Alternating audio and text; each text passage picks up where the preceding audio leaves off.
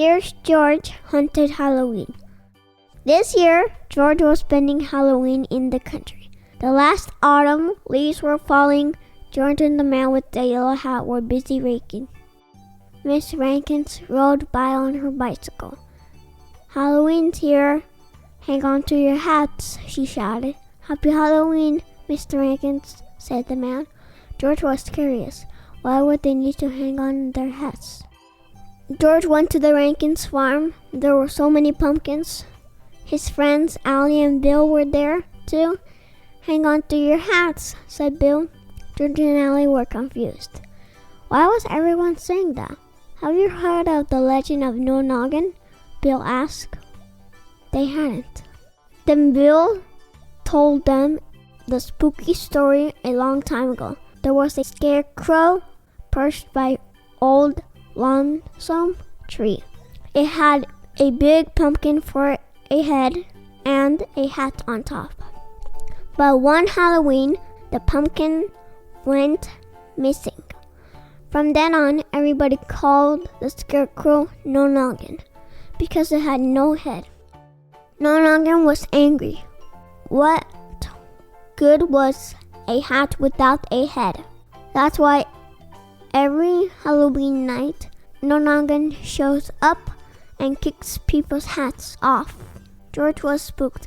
A headless scarecrow ghost? Don't worry, said Bill. Just make sure you hang on to your hat on Halloween. George went home with his pumpkin. He wanted to see his friend and find out more about No Noggin. It's just a legend, George, said the man. A tale, a ghost story. It's not real. But George wasn't so sure. George and his friend decided to carve a jack-o'-lantern. George tried to get his mind off ghosts, but he needed to know if No Noggin was real.